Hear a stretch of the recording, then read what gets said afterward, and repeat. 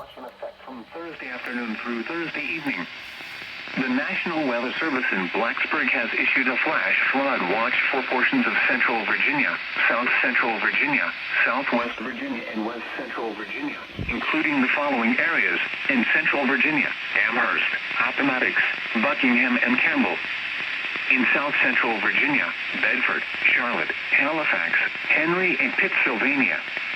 In southwest Virginia, Carroll, Craig, Floyd, and Patrick. In west central Virginia, Allegheny, Virginia, Bath, Botetourt, Franklin, Roanoke, and Rockbridge.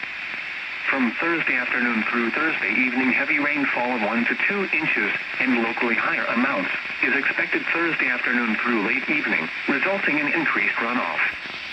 Flash flooding of small creeks and streams is possible, as well as the potential for some rivers to approach or even exceed flood stage.